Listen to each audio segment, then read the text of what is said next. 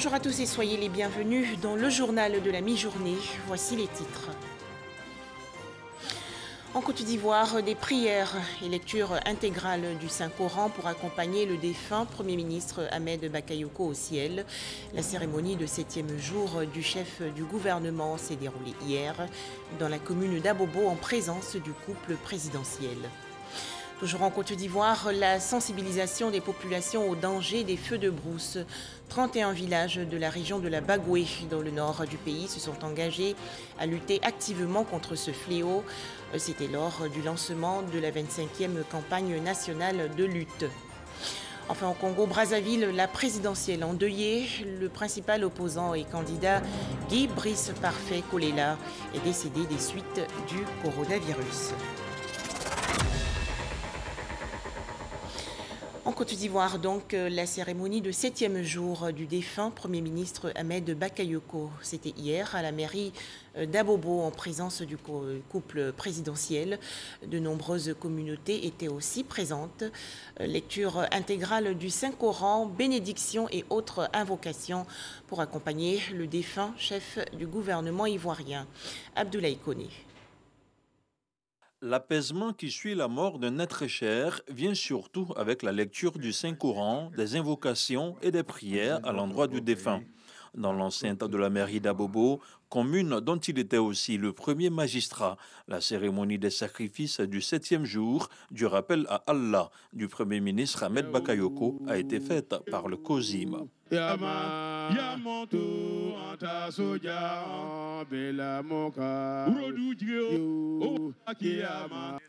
Suivra ensuite la série de témoignages et de dons à la famille du défunt Premier ministre, des dons du Sénat, de l'IVIC-OSI, du ministère des Sports, des grands commandements des forces de défense et de sécurité, de la délégation de la primature, du RHDP, du district des Savanes, entre autres. Une série de dons qui sera clôturée par celle du chef de l'État, le président Alassane Ouattara. Honorables invités, mesdames et messieurs, le président de la République et madame la première dame me chargent-ils de réitérer ici l'expression douloureuse de leurs condoléances les plus attristées à madame Bakayoko Tano Yolande, aux enfants Karl Tidiane, Johan Hassan, Yirim, Mayama, aux parents, aux familles alliées, aux proches, aux amis de Ahmed dans leur grande diversité. Son Excellence, Monsieur le Président de la République, soucieux d'honorer en tout point la tradition, me charge de vous annoncer les dons en numéraire de cette cérémonie de sacrifice de ce jour. Ces dons sont exactement en numéraire de 31 500 000 francs. Que l'âme de notre cher Ambak repose en paix. Amen. Touché par cet élan de solidarité, à l'endroit de la famille du défunt et de la grande famille Bakayoko, des remerciements ont été adressés au chef de l'État pour son implication personnelle aux obsèques de son fils, Ahmed Bakayoko. Nous voudrons remercier plus particulièrement Son Excellence, Monsieur le Président de la République et Madame, pour toute leur constante sollicitude à l'égard de la famille Bakayoko et à l'égard de toute la région du Ourodougou. À vous, Monsieur le Président de la République, et Madame, à tous vos collaborateurs, nous vous souhaitons longue vie, beaucoup de santé, que Dieu vous donne la force et l'énergie nécessaires pour relever les immenses défis qui se posent à notre pays. Comme elle avait commencé, c'est par une psalmodie complète du Saint-Coran que la cérémonie de sacrifice s'est achevée à Abobo.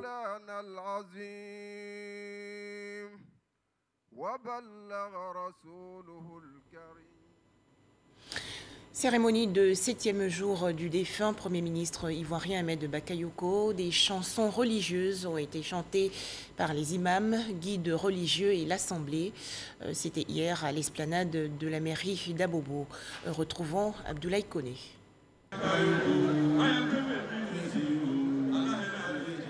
C'est un chant de bénédiction, un chant de prière, un chant qui ne s'accompagne d'aucun instrument de musique, un chant qui sollicite les cordes vocales. C'est des supplications auprès du Seigneur afin qu'il prenne pitié de l'illustre disparu. En pays mandé, le Kissas ou encore le Baïtoul est une occasion unique de faire la louange du prophète Mohammed et de ses compagnons. Le Kissas reprend aussi des versets coraniques afin de permettre aux défunts de reposer en paix.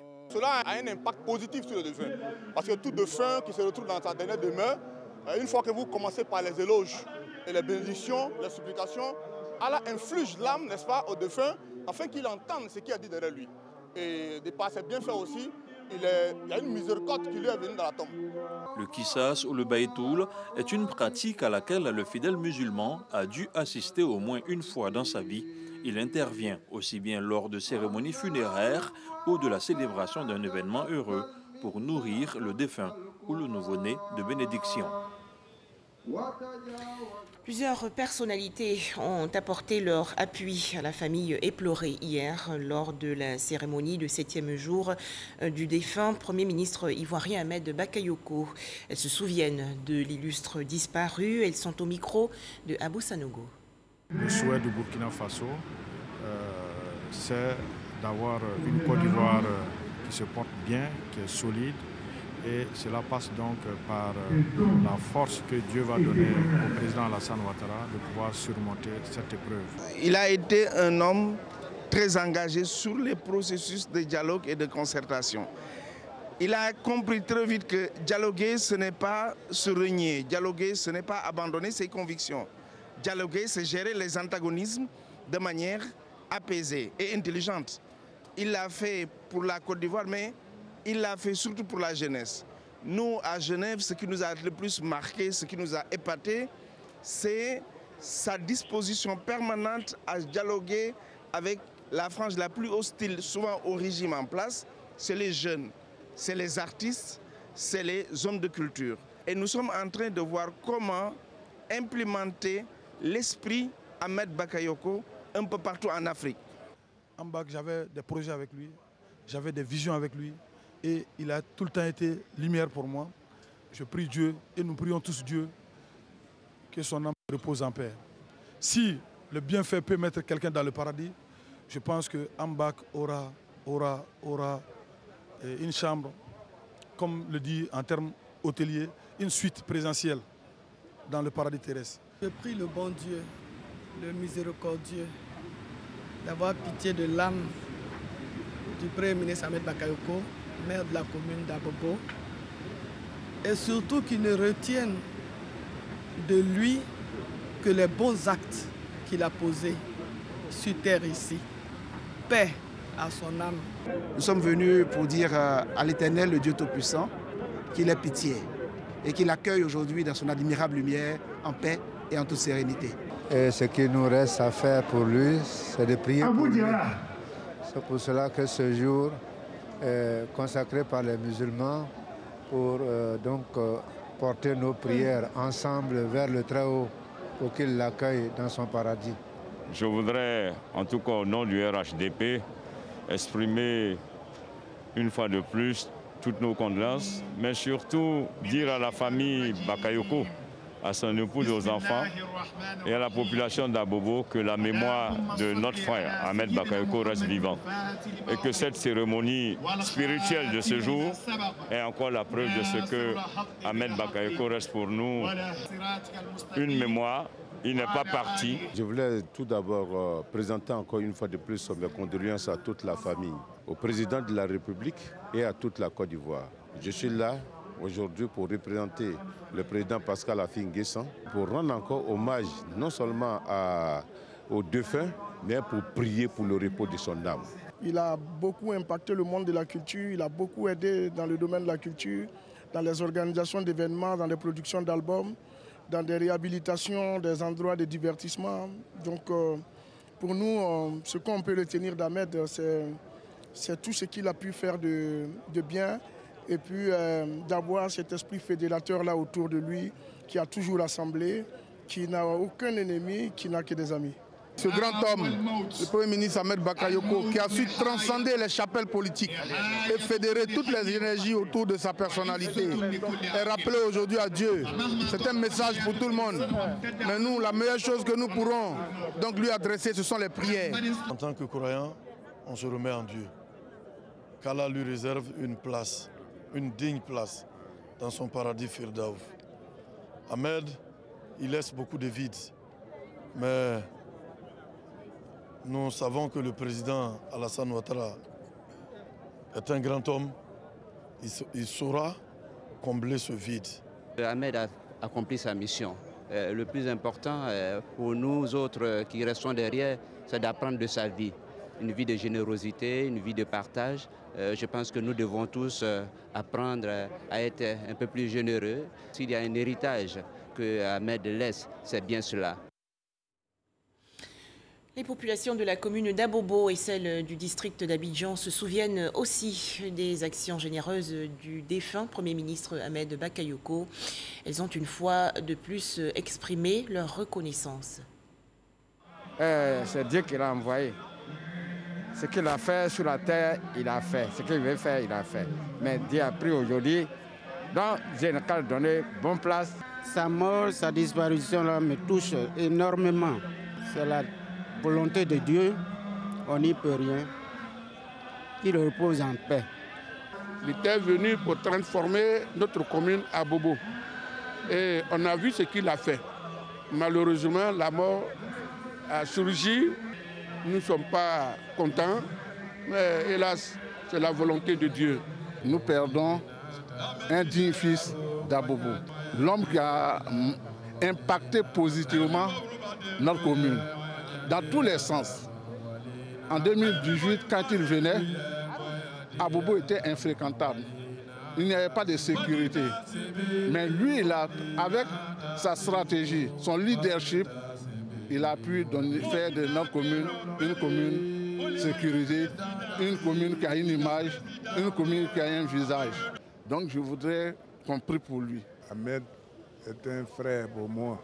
C'est un océan de bienfaisance, un océan du don de soi, un océan de gentillesse. Les hommes comme Ahmed, il n'y en a pas beaucoup sur cette terre. Ambak fait partie des immortels pour la simple raison que son modèle va servir aux générations futures. J'ai de la peine que Ahmed soit conjugué aujourd'hui au passé. Il est venu à Bobo ici. Bobo a changé. Il a été donc une aiguille qui donnait un fil pour réunir pauvres, solides et riches, tout le monde ensemble. Cette douleur est aussi la douleur du peuple hadjan qui a adopté le Premier ministre Ahmed Bakayoko, puisqu'il est lui aussi membre d'une génération, dit Yako aussi au président de la République et à son épouse, qui pède un fils cher.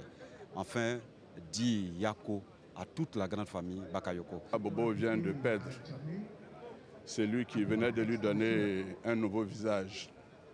Il y a à peine 2 ans que le Premier ministre est arrivé à la tête de la commune d'Abobo. Abobo, qui jadis souffrait d'un manque de sécurité, était devenu en très peu de temps une commune sécurisée où il faisait bon vivre. Nous allons nous unir en prière pour que ce grand homme, cet homme, nous ne cesserons jamais de le pleurer. Ahmed Bakayoko est un digne fils, un homme de partage, un homme généreux. Mais hélas, le fils s'en va. Le papa qui donne le développement est là, le président est là. Ahmed, c'était un grand-mère. Et Dieu l'a rappelé à lui. Et aujourd'hui, c'est pour nous l'occasion de lui rendre un hommage sincère, un hommage appuyé pour sa générosité envers les populations d'Abobo, pour sa générosité envers toute la Côte d'Ivoire. Ahmed était tout pour la commune d'Abobo et nous-mêmes personnellement. Vraiment hélas, 1000 fois hélas, que Dieu garde son âme. La douleur est cette grande, mais le réconfort est demeure la prière. Et cela m'amène à dire qu'en tant qu'homme, nous avons 2 dates. Une date de naissance et une date de notre disparition. Entre les 2 dates, il y a une vie. Et cette vie-là, je pense que le regretté Premier ministre a eu une bonne vie parce que cette vie a été dominée par une valeur morale, une valeur spirituelle, religieuse qui est partagée par tout le monde, à savoir la générosité. Et c'est une générosité aussi qui permet de créer un monde de possibilités pour être solidaire. Aujourd'hui, nous parlons de lui au passé, mais ses œuvres continuent de faire parler de lui et au présent et au futur. L'Église dans son ensemble se joint à nos frères musulmans pour élever des voix vers le Tout-Puissant, le miséricorde de Dieu, afin qu'il prenne compassion de notre frère, afin de l'accueillir dans le sein d'Abraham. L'émotion est grande. Vraiment, ce n'est pas facile pour moi. Ahmed était pour moi un mentor. Il ne m'a jamais laissé tomber. Tout ce que Dieu fait est bon. Je suis Ahmed Bakayoko, à vie. Sa famille doit être fière de lui. Et les Ivoiriens doivent être fiers d'Ahmed Bakayoko parce qu'il a fait un travail colossal pour notre pays. Vraiment, parler d'Ahmed au passé, vraiment, j'arrive pas du tout.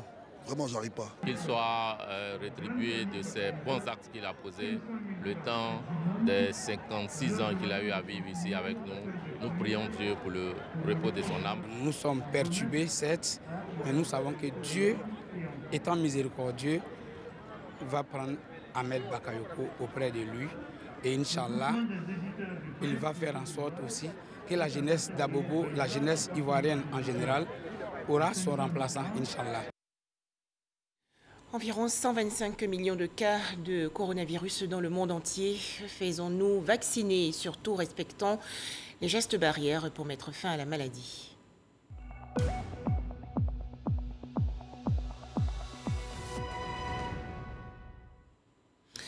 En Côte d'Ivoire, 397 nouveaux cas de coronavirus enregistrés hier par le ministère de la Santé et de l'Hygiène publique. Le pays compte actuellement 40 310 cas confirmés de coronavirus, 36 395 personnes guéries, 220 décès et 3 695 cas actifs. Le ministère de la Santé et de l'Hygiène publique invite les populations à se faire vacciner contre le coronavirus.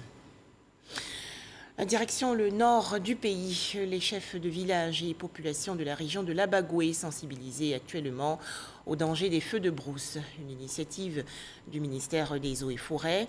Pendant le lancement de la 25e édition de la campagne de lutte contre les feux de brousse à Tingrela, 31 chefs de village sur les 50 se sont engagés à lutter activement contre ce fléau. Les détails à Mississoko. Zéro feu de brousse dans le département du Tingrela. C'est l'objectif fixé par le cantonnement des Eaux et Forêts avec le capitaine Didier Sui. Pour réussir ce pari, il décide d'installer avec le concours de l'administration préfectorale des comités de lutte contre les feux de brousse dans les 50 villages du département. À l'occasion de la 25e édition de la campagne de sensibilisation sur les méfaits des feux de brousse, 31 chefs de village reçoivent leur décision d'engagement signée du sous-préfet de leur localité. Les conséquences des feux sont énormes et graves. Nous pouvons citer les pertes en vie humaine, la destruction des plantations, l'appauvrissement des terres et l'avancée du désert. Nous voudrons inviter à travers ce message tous les comités créés, mais aussi tous les habitants de Tingrela à veiller à ce qu'il n'y ait plus de feux de brousse dans notre département. Et aujourd'hui, avec tous les conseils qui nous ont été donnés, nous sommes satisfaits, nous repartons heureux et nous allons encore poursuivre la sensibilisation parce que quand il y a la forêt, c'est nous, paysans, nous, agriculteurs et nous, éleveurs, qui gagnons gros.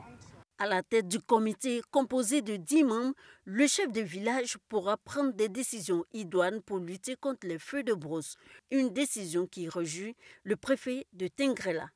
L'appel que je lance, c'est de nous aider nous-mêmes à protéger notre environnement, nos forêts, et nous-mêmes à être les gendarmes dans nos différents villages pour mettre fin aux feux de brousse, aux abattages clandestins et sauvages des bois.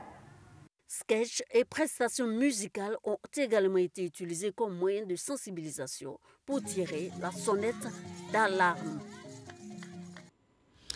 Autre actualité nationale avec le week-end des solutions.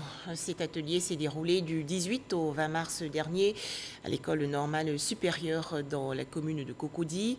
Objectif, identifier les enjeux clés de l'agriculture et proposer des solutions respectant les principes de l'agroécologie. Les précisions, Sephora Zegui. L'Institut de recherche pour le développement IRD et l'Agence universitaire de la francophonie AUF veulent fédérer leurs énergies autour de solutions innovantes pour le développement de l'agroécologie.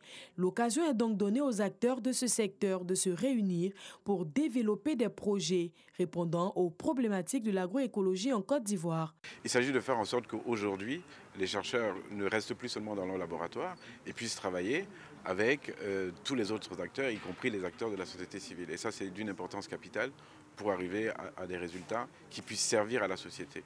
Nous allons challenger des problématiques liées à l'agroécologie. Donc nous allons mettre en relation les chercheurs et les acteurs de la société civile pour qu'ils identifient ensemble des défis et qu'on construise des solutions qui puissent impacter positivement le quotidien des populations.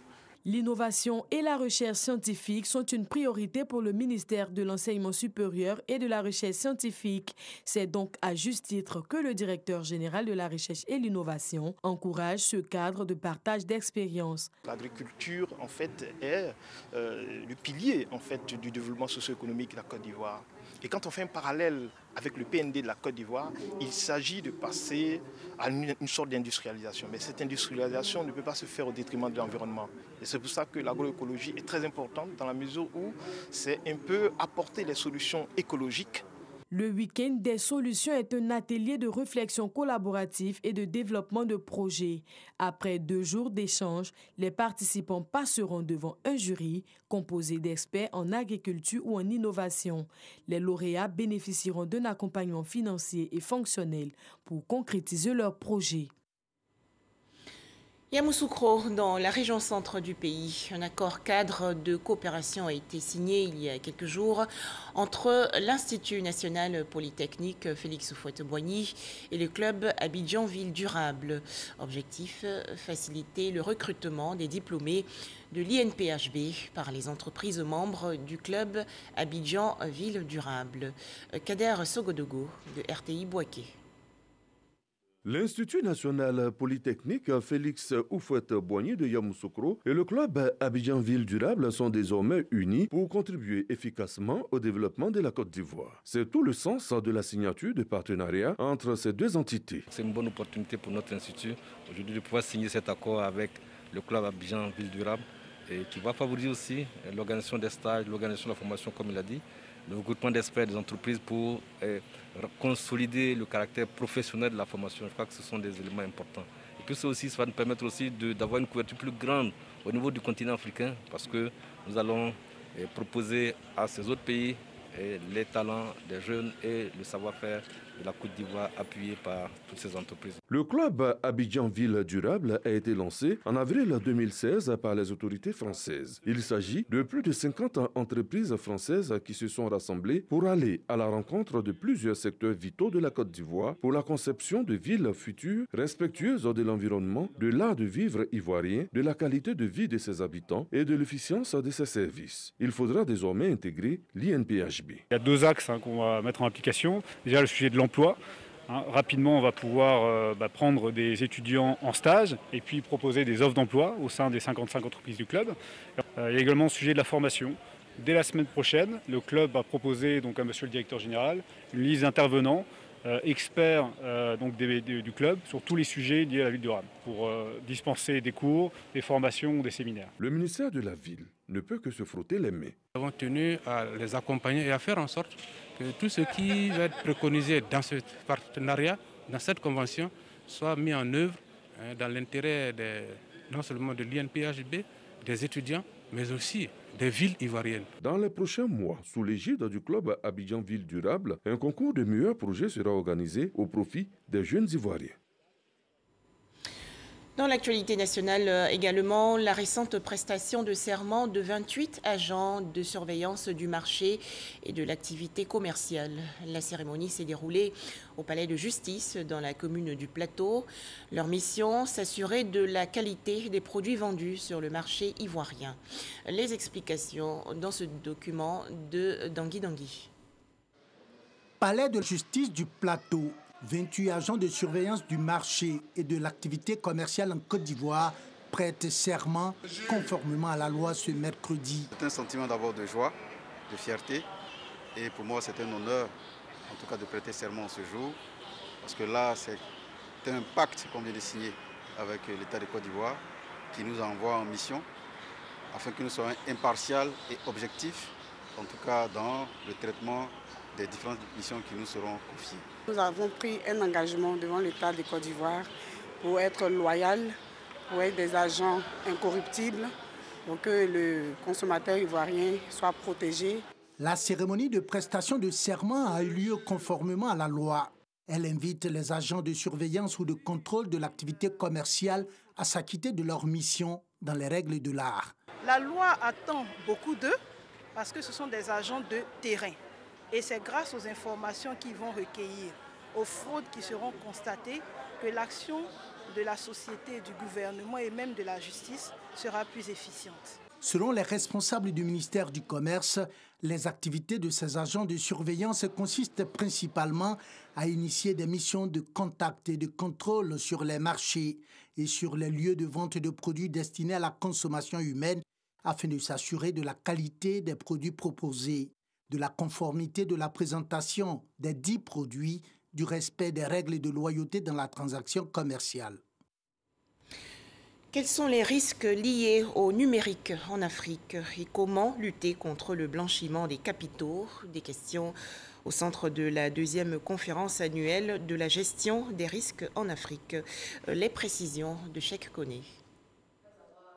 Comment certains risques, comme le vol des données à caractère personnel et le blanchiment des capitaux, doivent être pris en compte pour favoriser un climat d'investissement stable afin d'attirer les investisseurs étrangers? C'est tout l'enjeu de cette 2e édition de la conférence internationale sur la gestion des risques en Afrique. Et donc il y a un enjeu de taille aussi bien pour le régulateur qui doit penser et réfléchir à une certaine manière d'accélérer le processus de mise en conformité. Il y a un enjeu de taille parce que cela sous-entend que des données aujourd'hui sont utilisées par des personnes qui ne sont pas forcément les plus qualifiées ou qui n'ont pas mis en place des organisations les plus sûres pour pouvoir les traiter. Et donc, nous sommes dans un environnement quelque peu à risque. Cette conférence a réussi le pari de réunir en un même lieu les dirigeants des organisations publiques et privées de la zone UMOA. Revenant sur la gestion des données à caractère personnel, la représentante du directeur général de l'ARTCI a rappelé les grands axes de la législation en vigueur en Côte d'Ivoire. L'objectif de cette conférence est de créer un cadre d'échange entre experts permettant de discuter des solutions à mettre en œuvre pour assurer la conformité de chaque organisation membre de l'UMOA. C'était l'occasion de sensibiliser les différents acteurs sur leurs responsabilités, sur ce qu'ils ont à faire pour que nous puissions avoir le moins de défaillances possibles dans notre dispositif. Pour rappel, la Côte d'Ivoire sera évaluée cette année dans le courant du mois de septembre par une mission du Fonds monétaire international, FMI, pour évaluer la mise en œuvre des recommandations du GAFI. Entendez, le groupe d'action financière en matière de blanchiment de capitaux. En image, l'actualité hors de chez nous. Guy Brice Parfait Kolela, le principal opposant au président du Congo-Brazzaville, Denis Sassou Nguesso, est décédé. Annonce faite aujourd'hui par son porte-parole. Guy Brice Parfait Kolela, candidat à la présidentielle congolaise qui s'est déroulée hier, avait été évacué dans l'après-midi par avion médicalisé vers Paris en France après avoir contracté le coronavirus. Le Congo-Brazzaville qui a donc voté hier pour élire son prochain président de la République. Depuis Brazzaville, la capitale congolaise, Sidonie Davila. Quelle est actuellement la situation dans le pays après l'annonce du décès de l'opposant et candidat à la présidentielle Guy Brice Parfait Kolela? Bonjour Juliette. Comme vous le savez, ce matin, les Congolais se sont réveillés avec cette mauvaise nouvelle, l'annonce du décès d'un fils du pays candidat à la présidentielle qui a eu lieu hier dimanche. Ici à Brazza, tout est calme depuis l'annonce de cette nouvelle. Les populations vaquent tranquillement à leurs occupations, mais nous avons pensé tout de même à nous rendre au QG du candidat. Il faut dire que l'ambiance était très surchauffée à notre arrivée. Plusieurs de nos confrères ont même été conduits. C'est donc beaucoup d'émotions qu'on pouvait lire sur le visage des partisans. Les militants et sympathisants sont très remontés. Ils déplorent tous la mort de leur leader. Une personne pour laquelle ils se sont battus jusqu'au bout. Et il ne manque pas de le dire. Pour eux, le combat est loin d'être terminé. Merci Sidonie Davila. Et maintenant, que vont décider les partisans de l'opposant Kolela après la brutale disparition de leur leader? Effectivement, pour en savoir davantage sur ce qui sera décidé par la suite, nous avons cherché à rencontrer les premiers responsables du bureau du candidat parfait Kolela. Mais on nous a fait savoir qu'une réunion se tenait en ce moment même où je vous parle.